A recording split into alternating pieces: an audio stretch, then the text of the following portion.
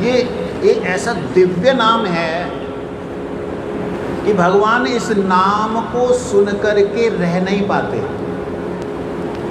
कहते जब ये नाम चलता है तो भगवान भी संग संग पीछे पीछे चलते हैं। हमें उन्हें देखने की कोई ज़रूरत नहीं है, वो हमें देखते रहते हैं। सोचो, मैंने कहा लेकिन फिर भी आपको दर्शन झलक झुलक कुछ, तो क्या बोलेंगे उसको, वो सब क्या है। श्री राधा रानी का एक भाव उन्होंने बताया, बड़ा अच्छा लगा। सनातन गोस्वामी जी का भाव बतलाया, बड़ा सुंदर लगा। कहते सनातन गोस्वामी जी भगवान की भजन करते, साधना करते, उपासना करते। वही सनातन गोस्वामी जिस दिन हमने परसों के दिन शुरुआत की थी ना, श्री रूप सनातन, क्या था श्री रूप सनातन,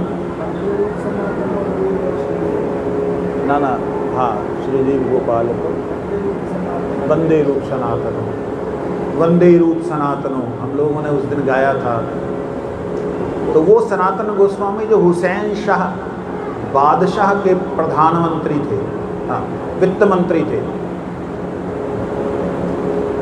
प्रधानमंत्री थे, वित्त मंत्री थे, प्रधानमंत्री थे।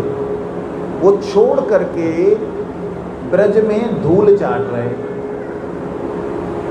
ब्रज में धूल चाट रहे, किसी एक पेड़ के नीचे 3 दिन से ज़्यादा नहीं रुकते। एक समय जाते मधुकरी करते, मधुकरी का मतलब भिक्षा मांगते, रोटी या आटा, 2 मुट्ठी आटा मिल गया, उसको ला करके उसको गूंद करके जो अग्नि जलती उसमें डाल देते, उसमें थोड़ी बाटी बनती, बाटी जानते हो ना, बाटी आपकी तो बड़ी खस्ता बाटी होती है, बड़ी सख्त बाटी, हमने खाई है वो बाटी, छोटी छोटी होती है, उनकी परंपरा में चली आ रही है अभी तक वो बाटी, वो खाते सनातन गोस्वामी। रघुनाथ दास गोस्वामी जी राजा के बेटे, जिनके पिताजी की सालाना इनकम कितनी थी, 20 लाख स्वर्ण मुद्राएं,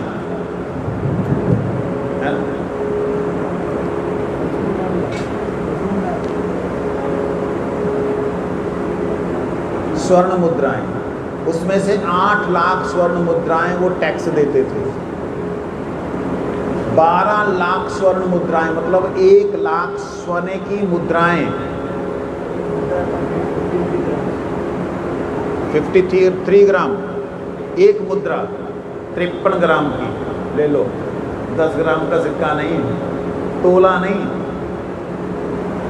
लगभग 1.25 तोला, 5.25 तोला, 5.25 तोले एक मुद्रा, 1 महीने की 1 लाख स्वर्ण मुद्राओं का व्यापार।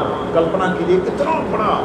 उनका एकमात्र बेटा, 2 भाई, दोनों भाइयों में एक के संतान हुई, उनका बेटा रघुनाथ। वो रघुनाथ दास गोस्वामी सब कुछ छोड़ करके श्री गिरिराज जी में, श्री वृंदावन में कैसे रह रहे हैं। एक दोना मठा, छाछ होती ना, मठा के अंदर लस्सी नहीं, जिधर तो अपना वो निकाल ले, क्रीम निकाल लेते हैं, मक्खन निकाल करके जो बचती है, क्या बोलते हैं उसको,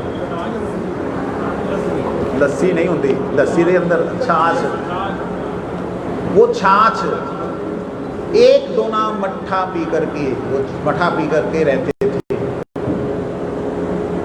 रूप गोस्वामी का जीवन भी इसी प्रकार से, रघुपाल भट्ट गोस्वामी, इन सब के जीवन को अगर देखेंगे, रघुनाथ भट्ट गोस्वामी, रघुनाथ दास गोस्वामी, जीव गोस्वामी, अद्भुत जीवन। मैं बात कर रहा हूँ सनातन गोस्वामी जी की। देखिए उनके साथ कैसी घटनाएं घटी हैं। उन्हीं को फॉलो करने वाले वो महात्मा ने मुझे कहा कि सनातन गोस्वामी को देख लीजिए महाराज। मैंने कहा, मैं सुनते ही मैंने कहा हाँ जी हाँ, भगवान के दर्शन की कोई ज़रूरत नहीं। बताओ, संतों की बात को आपकी समझ में नहीं आएगी, इसलिए मैं थोड़ा बोल रहा हूँ, थोड़ा मेरी तरफ ध्यान देना। सनातन गोस्वामी पाद भजन करते हैं।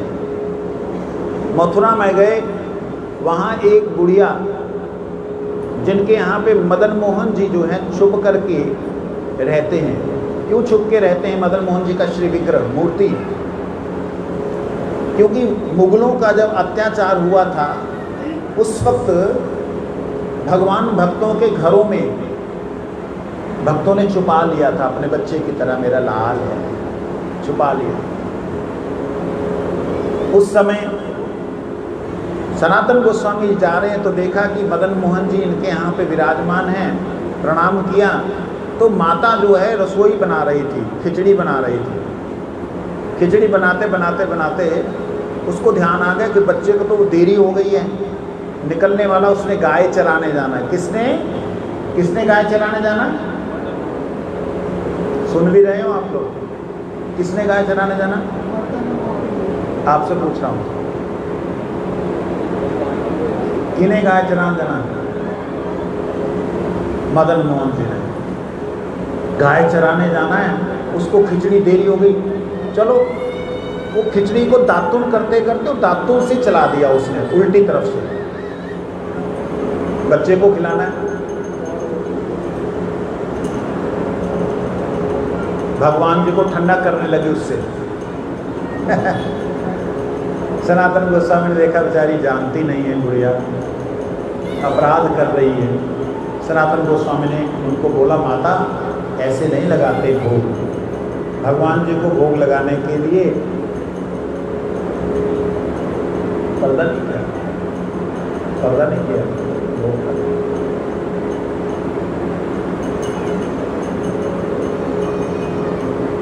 ऐसे नहीं लगाते भोग।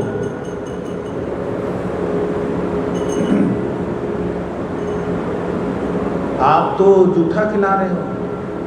कहते हाँ, तुम भगवान ने भेज दिया तुमको, तुम्हारे दंडवत प्रणाम बाबा, इसको ले जा अपने साथ, ले जा, ये ले जा, बहुत दुखी करता है मेरे को, ले जा इसको। ठाकुर जी की मूर्ति उस बुढ़िया को दुखी करती। मूर्ति शब्द आप लोगों के लिए बोल रहा हूं, उनके लिए वो ठाकुर जी साक्षात हैं। ले जा इसको, ले जा अपने यहाँ, ले जा, तू भजन कर ले भाई, कोई भोग लगा दे।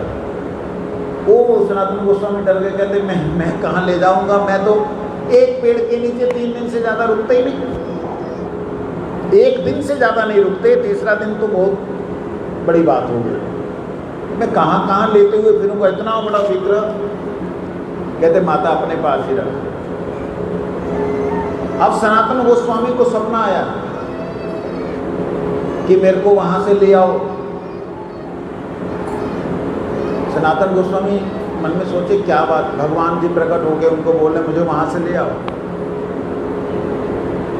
अगले दिन फिर गए, फिर बोली माता, अरे लाला तू इसको ले जा, इसको ले जा।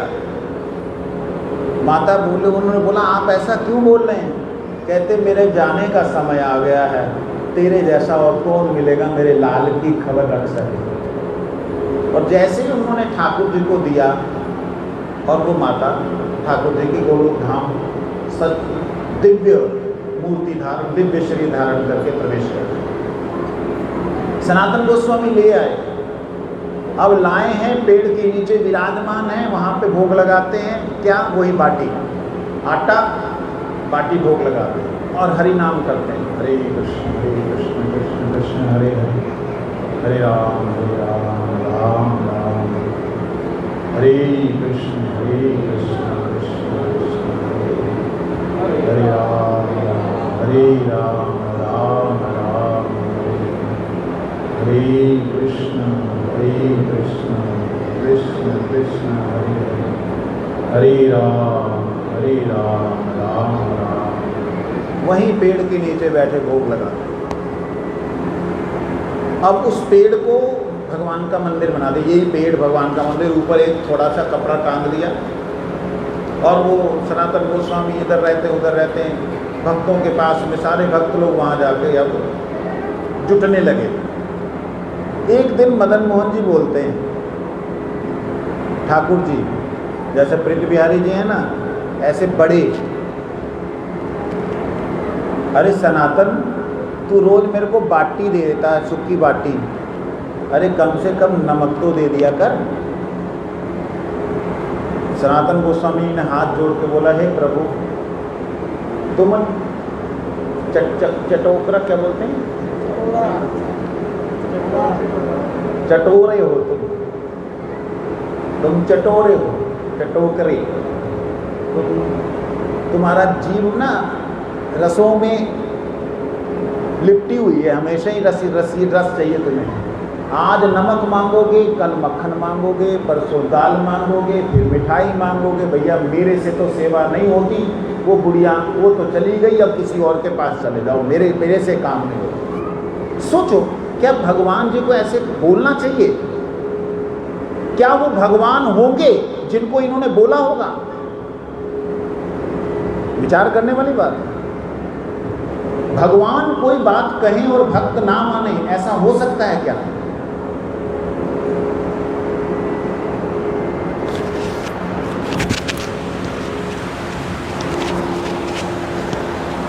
ऐसा हो सकता है?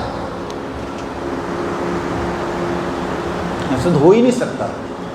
भगवान बोले भक्त ना माने और भक्त बोले भगवान ना माने, ऐसा हो ही नहीं सकता। तो ये क्या सपने देख रहे थे सनातन गोस्वामी? स्वप्न नहीं देख रहे थे। सनातन गोस्वामी को श्री राधा रानी का आदेश था। क्या आदेश था श्री राधा रानी का? कि ग्रंथों को लिखना है। जो ठाकुर जी का धाम लुप्त हो गया है उसका पुनरुद्धार करना है। राधा रानी ने सेवा दे रखी है चैतन्य स्वरूप से, चैतन्य महाप्रभु के रूप में। अब वो राधा रानी की आज्ञा माने या ठाकुर जी की माने? बोलो, आप में से कौन है जो राधा रानी की बात को मानेगा? कौन है जो ठाकुर जी के आदेश को मानेगा? हाथ खड़े करो। ठाकुर जी के आदेश को मानने वाले कितने लोग हैं? ठाकुर जी अगर डायरेक्ट आपको आके बोले मेरे लिए ये बना दे, आप क्या करोगे? ले, एक दूसरे को देख रहे हैं कि ने चक्या नहीं। और राधा रानी अगर बोल दें सारा दिन ये काम करना, कोई भी आए कुछ नहीं ध्यान करना, उसकी बात को कौन मानेगा? मैं तो नहीं मानूंगा। ध्यान दीजिए, विचार करने वाली बात। किस व्यवस्था से, किस आदेश से, किस सेवा से भगवान प्रसन्न होंगे, ये बात श्री राधा रानी के अलावा और कोई नहीं जानता। भगवान को सेवा भोग लगाने के लिए हजारों लाखों करोड़ों लोग हो सकते हैं, लेकिन भगवान की उन लीलाओं को, उन घटनाओं को, वो महिमा को, जो महिमा छुप गई है संसार से, उसे उतारने वाला हर कोई नहीं होता। सनातन गोस्वामी को वो आदेश दिया गया है राधा रानी के द्वारा। इसलिए राधा रानी के आदेश को पालन करने के लिए बोले मेरे पास बड़ी सेवा है, आप अपनी सेवा किसी और से करा लो। भगवान कहते ठीक है। इतने में एक बहुत बड़ा जहाज, कपूर होता है ना, कपूर का बहुत बड़ा जहाज, नमक का, उसमें नमक और कपूर, ये दोनों, पहले नमक जो है, कपूर जो है, ये नदियों के रास्ते से जो है जाया जाते थे। जब ट्रेनें नहीं थी तब नदियों का मार्ग ही एक मार्ग था कि एक शहर से दूसरे शहर जाया जाए। तो यमुना जी इतनी गहरी थी, यहाँ पे आकर के उसका जहाज ठीक सनातन गोस्वामी जहाँ पे रहते हैं वहाँ आके फंस गया। थोड़ी दूर पे सनातन गोस्वामी का, ठाकुर जी का स्थान है। अब उसने ब्रजवासियों को आवाज़ लगाई, ब्रजवासियों ने कोशिश की धक्का लगाने की, धक्का लगाए, लगे ना, हो ना। किसी ने कहा बाबा भैया यहाँ पे सेठ जी सनातन गोस्वामी जी रहते हैं, उनके पास चले जाओ, उनके पास चले जाओ तो आपका काम बन जाएगा। अब सनातन गोस्वामी के पास आए, भजन कर रहे हैं, हरे कृष्ण कृष्ण कृष्ण हरे हरे, हरे राम राम राम, भजन कर रहे हैं। आके इन्होंने प्रणाम किया। सेठ जी ने कहा कि महाराज मेरी जो है जहाज फंस गया है, आप कृपया करके निकलवा दें। कहते मेरे शरीर में भैया ताकत कहाँ है जो धक्का लगाऊं? देख रहे हो ना, बिल्कुल हड्डियां हड्डियां दिखाई दे रही हैं, लेकिन चेहरे पे दिव्य तेज है। उसने प्रार्थना की, महाराज आप भगवान जी से बोल दो। कहते देखो उससे मैं कोई काम नहीं बोलूँगा, क्योंकि मैं बोलूँगा फिर वो मेरे को बोलेगा। अब मेरा होता ही है ना, मैंने कोई काम बोला, आपने मेरा किया तो मैं आपका करूँगा, लेन देन बन जाता है। मैं कि दिव्य महिमा हो जाती है और वो सेठ वापिस आ करके बहुत ही विशाल मंदिर बनाता है। इतना जबरदस्त मंदिर, द्वादश आदित्य टिला के ऊपर आज भी उस मंदिर की गुम्बज टूटी हुई है। जाके देखेंगे तो जब मुगलों ने अत्याचार किए उस मंदिर का भी उन्होंने खंडन करने की कोशिश की। तो सनातन गोस्वामी की महिमा दिनों दिन बढ़ने लगी। इस बात को सुन करके अब विचार करके देखिए, वो मदन मोहन जी जो सनातन गोस्वामी से मांग रहे हैं, सनातन गोस्वामी कह रहे हैं भैया अपना काम करो, हमें अपना सेवा करने दो। ऐसी भावनाओं से बहते हुए संत लोग गिरिराज जी की परिक्रमा कर रहे हैं। उनको श्री राधा रानी के दिव्य आदेश हैं, दिव्य सेवाएं हैं। उन सेवाओं को करते हुए उनके मन में लालसा ही नहीं होती कि भगवान का दर्शन करें। मतलब भगवान भी जिनके दर्शनों के लिए आगे पीछे चलते हैं। मैं तो यूं